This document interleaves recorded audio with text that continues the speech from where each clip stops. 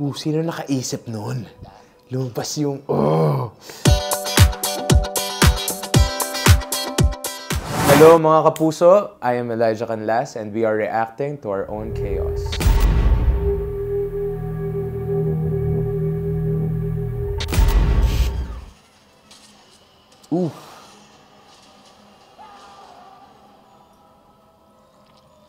Ibang-iba agad lahat eh.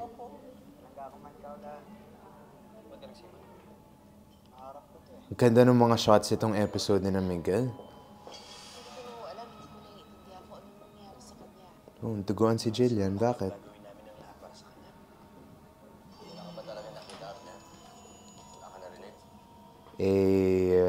Episode namin to. Let's go, Nico.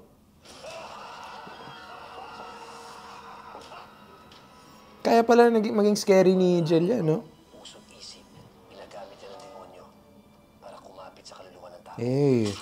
Alam mo kung sino yung dapat. Sino nakaisip nun? Lumabas yung, oh! Love that. Si Pancho. Ano pa yun? Ayun ang verbala, let's go!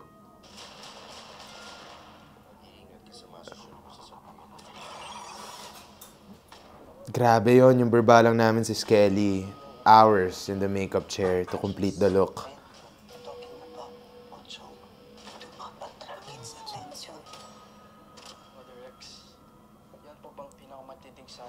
Sobrang stack nung cast lang talaga na to, no? Like, each frame of this trailer, kilala ko yung mga artista. I respect all of them.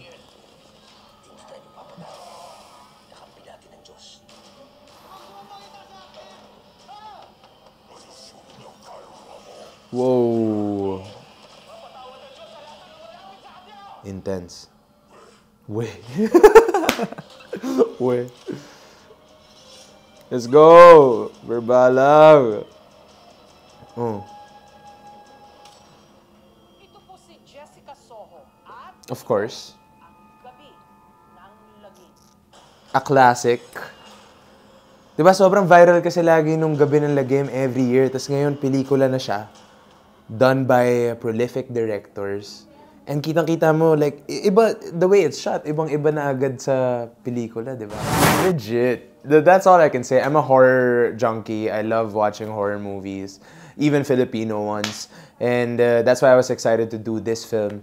Tapos ngayon, na nakita ko na yung trailer. At nakita ko kasi yung ibang episodes, wala naman kaming kinalaman dun.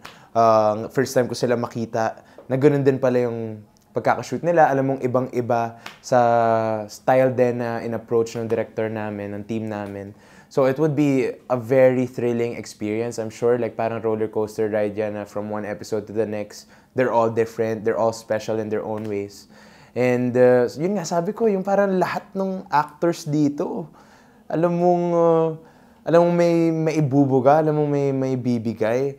And it's just an honor to be in this movie with these guys. And despite not being in the same episodes with them, masasabi kong we were in a movie together, technically. And other than that, sabi ko nga, itong mga directors na to, prolific na sila in their own ways. And I'm excited to see their own take on a cinematic version of Gabi ng Lagim. I'm gonna say fresh. It's fresh. It's a fresh take on Philippine horror.